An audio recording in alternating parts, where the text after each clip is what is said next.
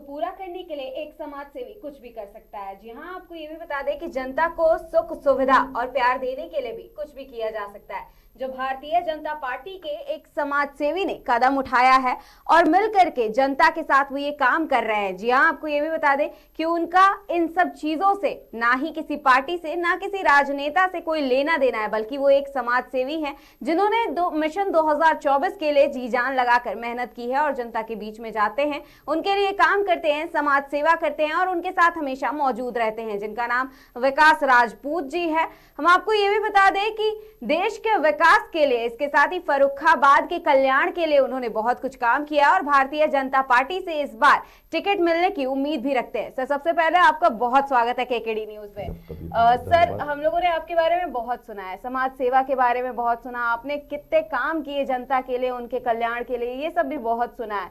वहां के जो प्रत्याशी हैं उनसे ज्यादा लोग आपको मानते हैं, आपको जानते हैं, इसके पीछे की वजह क्या है आखिर? देखिए, जनता का प्यार है जी। और इस बार फर्रुखाबाद की जनता बदलाव चाहती है जी। और ये बदलाव जो है वो जनता के विकास का बदलाव है। जी। लोग वहाँ डेवलपमेंट चाहते हैं, लोग वहाँ कोई सी पार्टी को या किसी प्रत्याशी को नहीं, इस बार वो उन लोगों को पसंद कर रहे हैं जो डेवलपमेंट की बात कर रहे हैं। जी।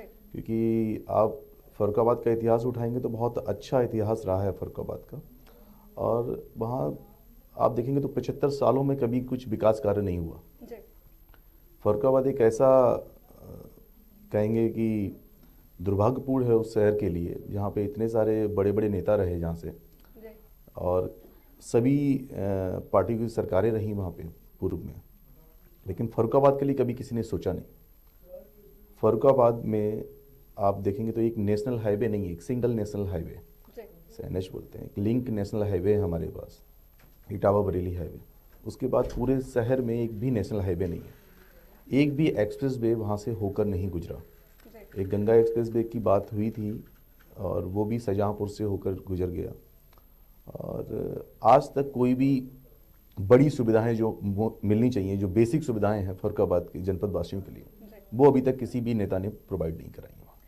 सर, वहाँ के अगर प्रत्याशी की बात करें तो वहाँ पे प्रत्याशी हैं, 10 सालों से बीजेपी भी सरकार में है, बीजेपी पूरे देश में काम कर रही है, लेकिन अगर वहीं फर्रुखाबाद की बात करें, वहाँ के डेवलपमेंट की बात करें, तो क्या उसके लिए कोई काम प्रत्याशी द्वारा नहीं किया गया है? क्योंकि बीजेपी पूरे देश में काम कर रही है, ऐसा जनता कह रही है।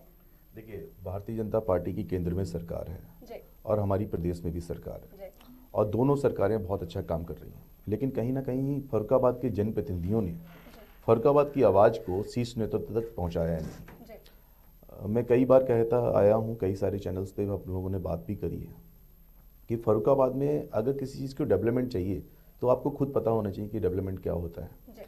अगर आपको यही नहीं पता कि मेरे ज़िले में यहाँ पे एक नेशनल हाईवे नहीं है और उसके विकास के लिए मैंने क्या किया, तो अगर कोई एक्सप्रेस वे नहीं है तो उसको कैसे आप डिसाइड करेंगे कि एक्सप्रेस वे होना चाहिए? यहाँ पे कहाँ मांग कर रहे हैं लोग? मांग ही नहीं कर रहे। फर्रुखाबाद की जनता कई सारे अभियान चला चुकी है उसको लेके कि एक ग्रीनफील्ड एक्सप्रेस वे आने वाला था और उसको वो भी होल्ड करा दिए गए, और उसके लिए भी कोई भी प्रतिनिधि ने जाके माननीय नितिन गडकरी साहब से या फिर जनरल बीके सिंह साहब से एक मजबूती से नहीं कहा उनसे कि फर्रुखाबाद के लिए एक्सप्रेस वे चाहिए, क्योंकि हमें ऐसा लग रहा था कि शायद ग्रीनफील्ड एक्सप्रेस वे आ जाता, क्योंकि गंगा एक्सप्रेस वे जा चुका था और ग्रीनफील्ड एक्सप्रेस वे आ जाता तो शायद एक कुछ विकास की उम्मीद थी कि शायद कुछ क्षेत्रों में डेवलपमेंट हो जाएगा, लेकिन ऐसा नहीं हुआ। आज की डेट में ग्रीनफील्ड एक्सप्रेस वे जो था वो भी जाता हुआ नजर आ रहा है और उसको भी होल्ड कर दिया गया है।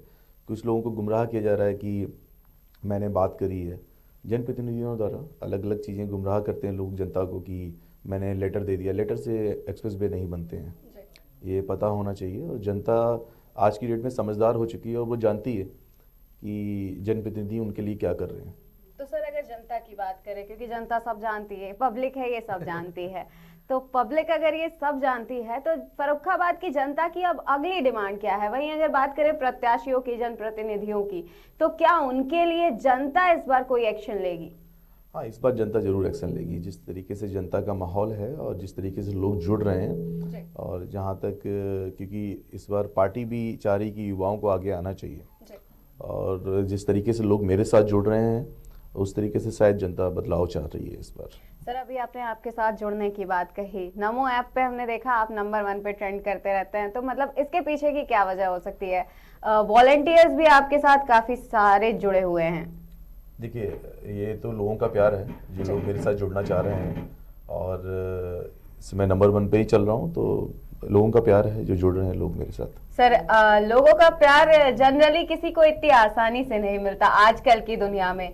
आपने ऐसे कौन से बेहतर काम किए हैं, ऐसे कौन से काम आप लगातार समाज सेवा के तौर पर भी करते आ रहे हैं जो जनता की नजरों में है, और उसे देखते हुए शायद इस बार आपको आगे बढ़ने का, इससे आगे बढ़ने का मौका भी मिल जाए? देखिए, बहुत ज्यादा अच्छे काम नहीं करे, लेकिन हाँ, समय समय पर मैं लोगों की आवाज को उठाता आया हूँ, और जनता की जो भी मांग रहती है उनको उठाता आया हूँ, और हमेशा उठाता रहूंगा। कुछ लोग कहते हैं कि ये सब मांग नहीं उठानी चाहिए, शायद पार्टी को बुरा लग जाए, लेकिन मैं चाहता हूं कि जो जनता चाहती है वो पार्टी तक उसकी आवाज को पहुंचे। जनता की आवाज को पार्टी तक पहुंचाना चाहिए, केंद्र सरकार तक पहुंचाना चाहिए। अगर फरुखाबाद की जनता को एक्सप्रेस वे चाहिए तो आपको आवाज उठानी पड़ेगी, आपको संसद में जाके बोलना पड़ेगा। तो लोगों को सर आपने आवाज उठाई है कई सारे मुद्दों पे, डेवलपमेंट के लिए मैंने प्रस्ताव दिया है कई बार, और अभी पुलिस भर्ती जो थी उत्तर प्रदेश में, उसमें आयु सीमा की छूट के लिए भी मैंने, बच्चों के लिए जो 3 साल की छूट के लिए मैंने आवाज उठाई थी, माननीय मुख्यमंत्री जी को पत्र लिखा था उसके लिए। अभी गैस सिलेंडर, जैसे कि गैस सिलेंडर के दाम कम करे गए राजस्थान सरकार में, 450 रुपये देने की बात करी गई, उसके लिए भी मैंने आवाज उठाई कि क्यों ना उत्तर प्रदेश की जनता की, जो गरीब जनता है, जो उज्ज्वला योजना के तहत जो सिलेंडर लोगों को दिए गए हैं, उनको भी सिलेंडर उतने ही रेट में मिला जाए। सर, विपक्ष लगातार यही बात कहता है कि सिलेंडर तो दे दिया, लेकिन जो गैस सिलेंडर के दाम है उनको रिफिल करवाने की बात भी तो करेगा। नहीं, सबके लिए सब्सिडी है, लेकिन मैं चाहता हूं कि उज्ज्वला योजना के तहत जिन लोगों को कनेक्शन दिए गए हैं उनके गैस सिलेंडर के दाम जो है वो कम कर दिए जाए, क्योंकि आम आदमी जो है, जो मिडिल क्लास का आदमी है, वो ये सब चीजें एडजस्ट कर लेता है कि कितने का सिलेंडर उसको नहीं ज्यादा फर्क पड़ता है, लेकिन जो गरीब आदमी है उसको बहुत कुछ फर्क पड़ता है। तो वो सब चीजें हैं, मैं बीच बीच में आवाज उठाता रहता हूँ, लोगों के लिए मांग करता रहता हूँ, क्योंकि मुझे लगता है कि उनको सहूलियत मिल जाएगी। शायद मेरी बात से ही शायद किसी को इतना सुख मिल जाए तो बहुत बड़ी बात है मेरे लिए। अभी आपने सर बात कही आप आवाज हमेशा उठाते रहते, तो क्या इन पर कोई कार्रवाई भी होती है, ये बातें सुनी जाती हैं? क्योंकि जनरली लोग सरकार से बेहद खुश नजर आते हैं कि बीजेपी की सरकार से वो खुश हैं। अभी मैंने जब आवाज उठाई थी तो पुलिस भर्ती के लिए जो आवाज उठाई थी अभ्यर्थियों के लिए, तो माननीय मुख्यमंत्री जी ने उसमें 3 साल की आयु की छूट दी है, तो अभ्यर्थी बहुत खुश हैं, और उनको बहुत बहुत शुभकामनाएं, अच्छे से अपना पेपर दें और सिलेक्शन हो जाए उनका। तो बाकी चीजें हैं, समय समय पर सरकार को ऐसा सब चीजें, मैंने तो आवाज उठाई है कि सिलेंडर के दाम कम करने चाहिए, मैंने सरकार से बोला है कि इस पे एक विचार किया जाए, है ना। तो अगर सरकार का मन है और विचार करेगी और उनको लगता है कि उनके बजट में बैठ रहा है तो वो जरूर कम करेंगे, क्योंकि उत्तर प्रदेश सरकार हो चाहे केंद्र सरकार हो, दोनों ही बहुत अच्छा काम कर रहे हैं। आप देखेंगे कि केंद्र में पूर्व में भी सरकारें रही हैं, किसने इतने डेवलपमेंट करे। इंफ्रास्ट्रक्चर देखेंगे तो जितना बीजेपी की इस सरकार में इंफ्रास्ट्रक्चर बढ़ा है, उतना जितना 10 सालों में डेवलपमेंट हुआ है उतना किसी भी पूर्व सरकार में नहीं हुआ। मैं तो पूरे देश में चलता हूँ, बाई रोड चलता हूँ, तो मुझे पता लगता है कि कहाँ पे डेवलपमेंट है, कहाँ नहीं है। आज की डेट में हर जगह एक्सप्रेस वे हैं। पहले आप देखते हैं उत्तर प्रदेश में सिर्फ 2 ही एक्सप्रेस वे थे, पूरे देश में 2 ही एक्सप्रेस वे थे, एक आपका नोएडा टू आगरा और आगरा टू लखनऊ। लेकिन आज की डेट में देखें तो 13 एक्सप्रेस वे तो हमारे उत्तर प्रदेश सरकार में ही है जो डेवलपमेंट के लिए दिए हैं। लेकिन ये डेवलपमेंट की बातें तो हम लगातार गिन रहे हैं, लेकिन फरुखाबाद में भी पिछले 10 सालों से बीजेपी की सरकार है। अगर वहां पे डेवलपमेंट की, ट्रांसपोर्टेशन की बात करें, रेलवे सिस्टम की बात कर लें, इसके अलावा अगर हम बात करें बाकी की योजनाओं के बारे में, तो उसका क्या हाल है? देखिए, जो केंद्र से योजनाएं चलाई जा रही हैं वो फरुखाबाद के जनता को मिल रही हैं। जैसे चाहे वो राशन वितरण की बात हो, चाहे वैक्सीन लगाने की बात हो, चाहे आपका ये बैंक से जुड़ी हुई जितनी भी योजनाएं हैं, विश्वकर्मा योजना हो, या और भी किसी एमएसएमई के थ्रू जो लोन्स हैं लोगों को वो मिल रहे हैं अच्छे से, लेकिन जो जनप्रतिनिधि को उठानी चाहिए थी जनता की आवाज, वो नहीं उठ पा रही है। जो समस्याएं हैं, जो बेसिक समस्याएं, जैसे हमारे इधर कोई भी पार्क नहीं है, अच्छे बच्चों को खेलने के लिए एक भी पार्क नहीं है।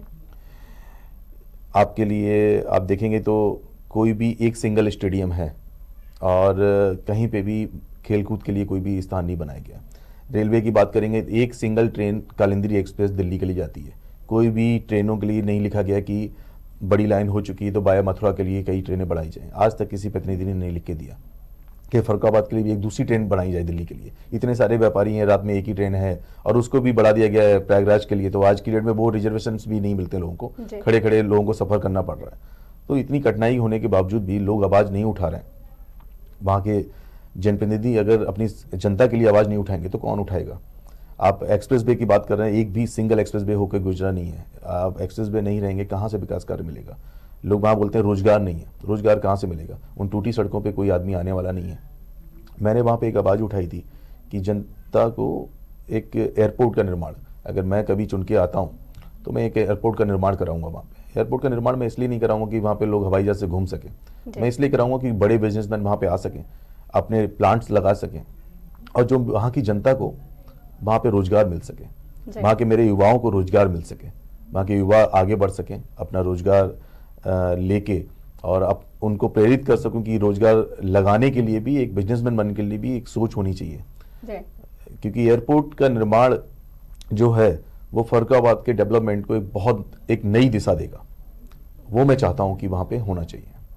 तो इसके लिए क्या कुछ पहले से कोई प्लानिंग की गई है, कोई तैयारी की गई है? एक पूरा रोड मैप तैयार किया है फरुखाबाद के विकासशील जिला बनाने के लिए। मैंने एक पूरा रोड मैप तैयार किया है कि कैसे फरुखाबाद में एयरपोर्ट लाया जाएगा, कैसे वहाँ के पर्यटन स्थल बनाए जाएंगे, कैसे माँ गंगा के लिए रिवर फ्रंट तैयार किया जाएगा, कैसे यहाँ पे एक्सप्रेस वे लाए जाएंगे, कैसे यहाँ पे हाईवे एनएच हाईवे जो लिंक एनएच हैं हमारे उनको एनएच बनाया जाएगा, कैसे डिवाइडर युक्त रोड बनाई जाएंगी, कैसे पार्क बनाए जाएंगे। एक पूरा रोड मैप तैयार किया हुआ है फरुखाबाद की जनता के लिए मैंने। सर, ये रोड मैप तो तैयार कर दिया हमने, लेकिन क्या ये प्रस्ताव कहीं आगे रखा है? उस पर देखिए, जब तक जनता चुनकर मुझे ये सवाल आया बीच में कि जनता चुन करके, जनता क्या लगता है इस बार टिकट मिलेगा और उम्मीद क्या कहती है कि देखिए, ये तो पार्टी के शीर्ष नेतृत्व तो तय करेगा कि टिकट किसको मिलेगा, लेकिन मैं चाहता हूं टिकट जिसको भी मिले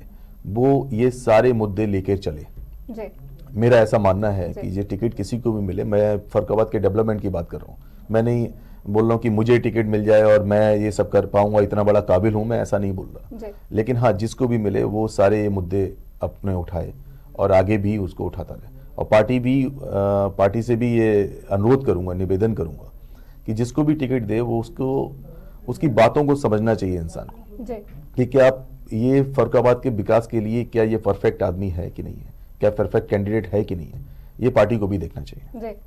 लेकिन पार्टी इससे पहले गलती कर चुकी है, क्योंकि बीजेपी की सरकार दौड़ रही है पूरे देश में और पूरे देश में कहीं ना कहीं हर काम बेहतर भी हो रहा है, ऐसा मानना भी है। लेकिन वहीं अगर फरुखाबाद की बात करें तो वहां के जनप्रतिनिधि क्या कर रहे हैं, ये खुद ही आप भी बयां कर रहे हैं, वहां की जनता भी बोल रही है और वहां पे प्रत्याशी क्या कर रहे हैं वो भी जनता बोल रही है। तो अगर ऐसा कुछ होता है, मान लीजिए अगर आपको टिकट मिलता है या नहीं भी मिलता है, तो आप क्या करेंगे इसको देखते हुए, विकास के कार्यों के लिए? देखिए, मैं विकास के कार्यों के लिए मैंने पहले भी बताया, मैं आवाज उठाता रहा हूँ। मैं आज की डेट में कुछ भी नहीं हूँ, मेरे ऊपर कोई दायित्व तो नहीं है पार्टी का, लेकिन मैं पार्टी का एक सामान्य कार्यकर्ता हूँ, एक फुल टाइमर से बोले एक तरीके से, क्योंकि मेरा समाज हमेशा पार्टी के लिए रहे हैं और एक लोधी समाज का एक बहुत बड़ा वर्ग है हमारे फरुखाबाद में और हमारा पूरा समाज हमेशा पार्टी से साथ रहा है।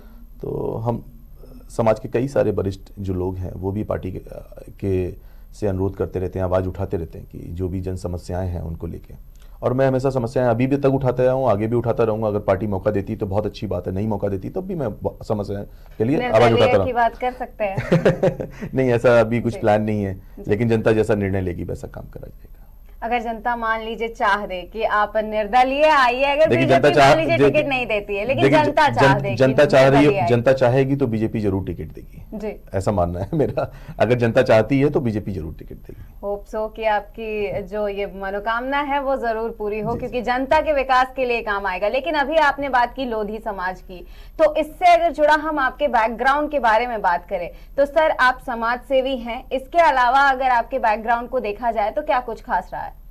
देखिए मैंने शुरू से पॉल्यूशन कंट्रोल के लिए काम किया, एयर पोल्यूशन कंट्रोल के लिए।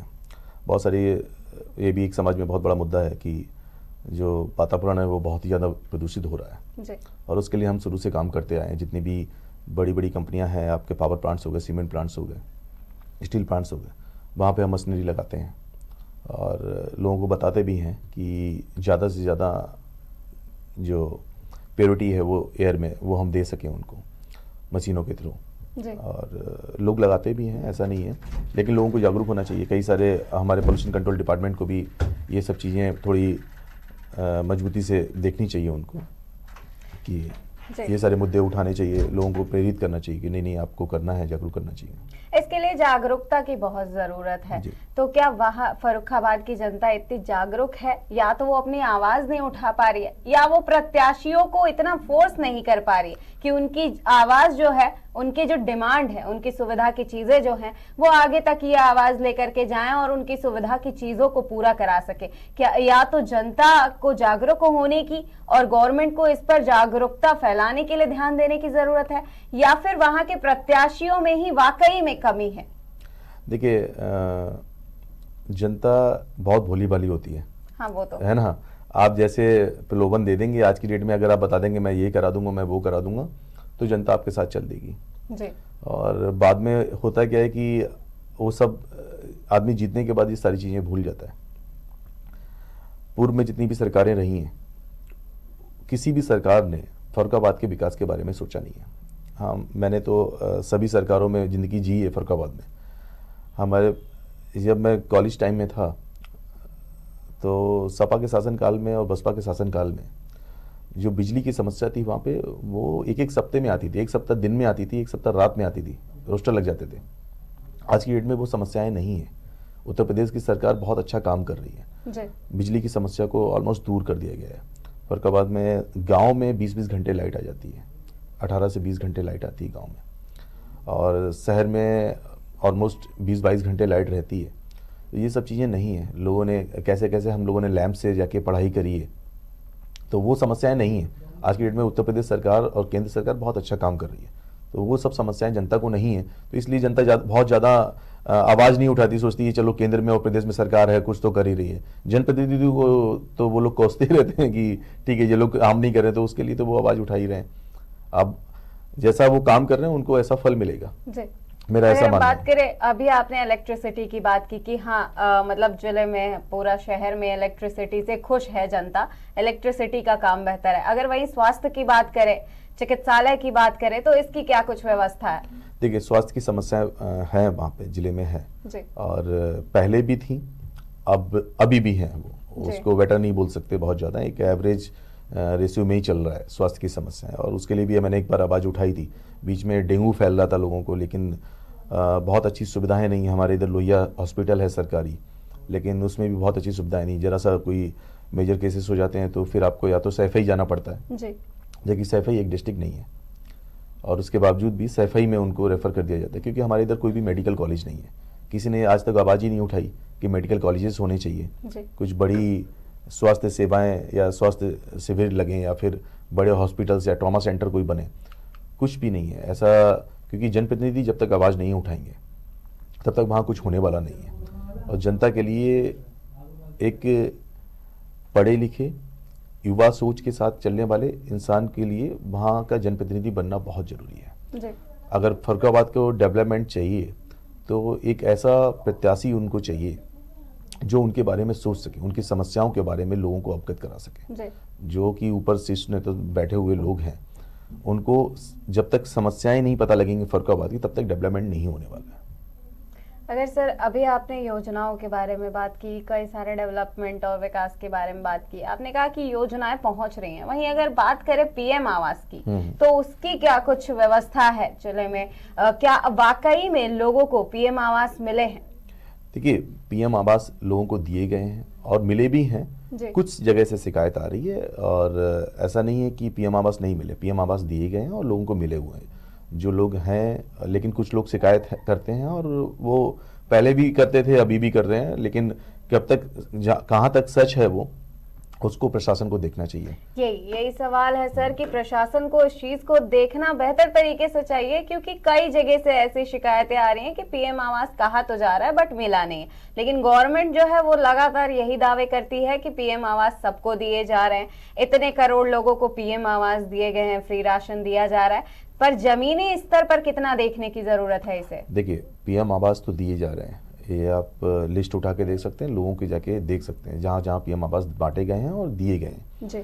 लेकिन जो लोगों की शिकायतें हैं, जो लोग डीएम ऑफिस जा रहे हैं और शिकायत कर रहे हैं अपनी कि ये पीएम आवास मुझे नहीं मिला, किसी का मकान था उसको दे दिया गया, तो डीएम साहब को वो देखना चाहिए। प्रशासन और शासन को ये सब चीज़ें संज्ञान में लानी चाहिए और देखनी चाहिए कि कहाँ पे समस्याएं आ रही हैं। उन समस्याओं का समाधान होगा तभी जाके लोगों को एक कहेंगे निष्पक्ष जांच के थ्रू उनको चीजें मिल पाएंगी। लेकिन अगर हम वही बात कर ले डबल इंजन की सरकार की और उनके डंडे की, प्रशासन के ऊपर जो वो सख्त रवैया जो होता है वो अपना करके रखते हैं उसकी, तो कहीं ना कहीं ये रवैया अब कहाँ है? क्योंकि कई बार ये सवाल भी उठ चुका है, तो प्रशासन को इस पर बहुत बेहतर तरीके से ध्यान देने की जरूरत है, क्योंकि ये सवाल अगर जनता उठा रही है तो वाजिब होगा। देखिए, प्रशासन अच्छे से काम कर रहा है। आप देखेंगे पूर्व की सरकारों में जितना लॉ एंड ऑर्डर इस समय संतुलित है उतना नहीं था जी। जिस तरीके की समस्याएं पहले थी उस तरीके से नहीं है। आप किसी भी क्षेत्र में ले लीजिए, महिला सुरक्षा को ले लीजिए, किसी भी क्षेत्र में जाएंगे, पहले की सरकारों से बहुत बेटर है। योगी सरकार, योगी मॉडल जो है वो बहुत कुछ उन्होंने बदल के रखा हुआ है और बहुत अच्छा कर रहे हैं।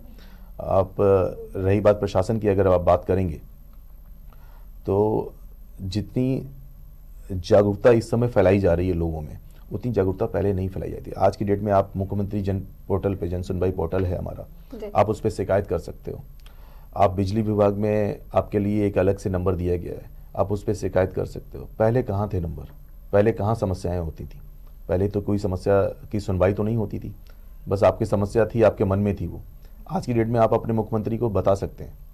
तो ये मुख्यमंत्री उस पर संज्ञान लेते हैं, अधिकारी को रिपोर्ट करते हैं। जब तक आपको फीडबैक नहीं जाता तब तक वो कंप्लेंट्स क्लोज नहीं होती।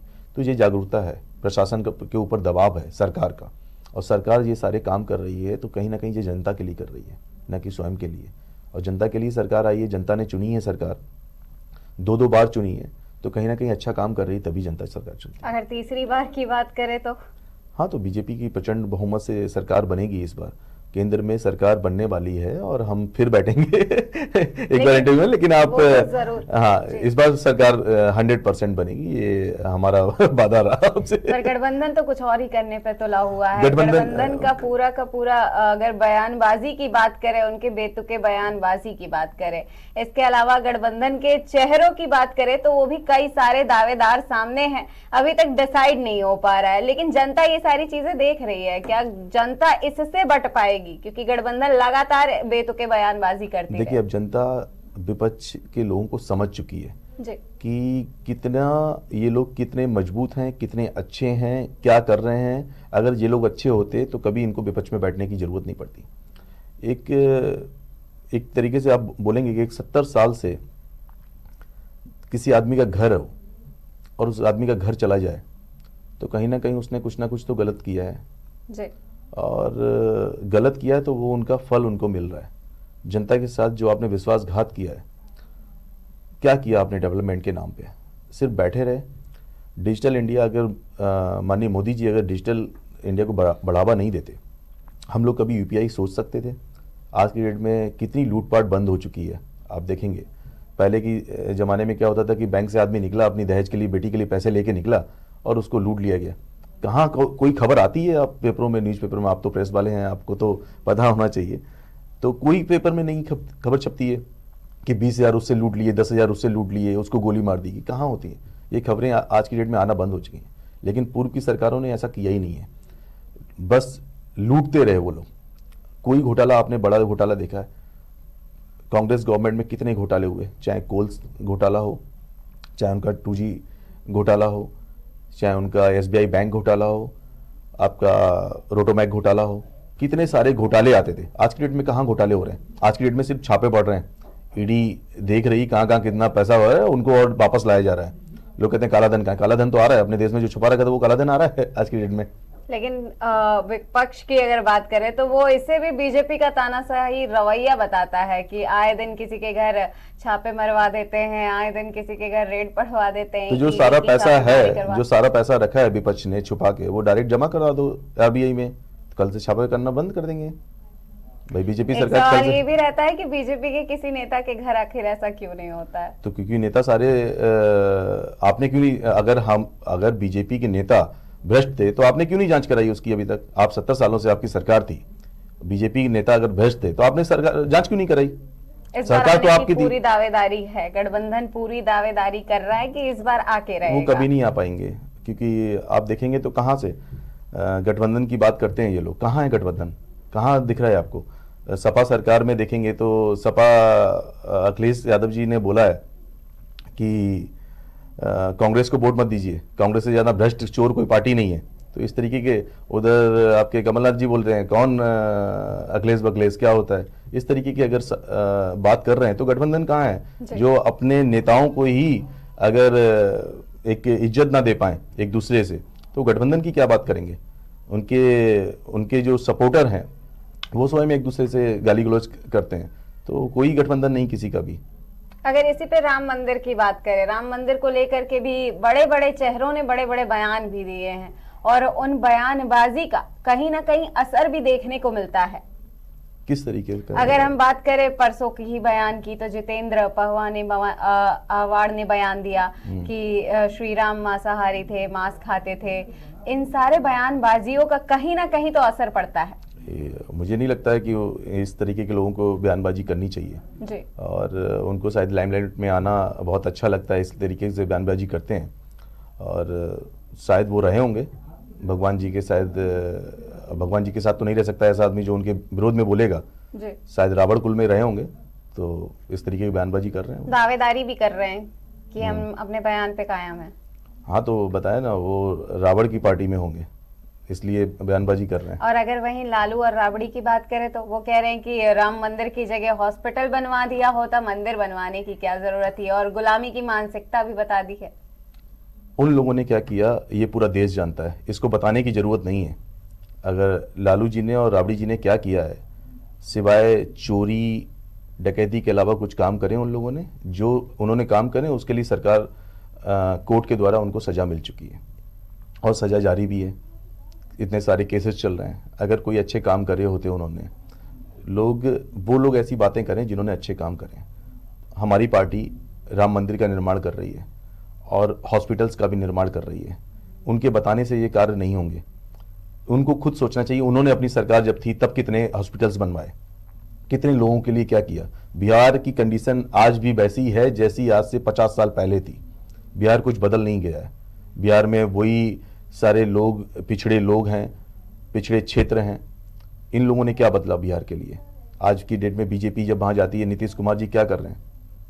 सिर्फ लोग इस दल से उस दल में, उस दल से इस दल में। क्या लोगों को समझ में नहीं आता कि आप क्या कर रहे हो? सत्ता पाने के लिए, सिर्फ सत्ता पाने के लिए वो इस दल की बुराई उस दल से, उस दल की बुराई इस दल से कर रहे हैं। आप प्रधानमंत्री बनने का सपना देख रहे हैं। ये सारे लोग प्रधानमंत्री जीवन में नहीं बन सकते।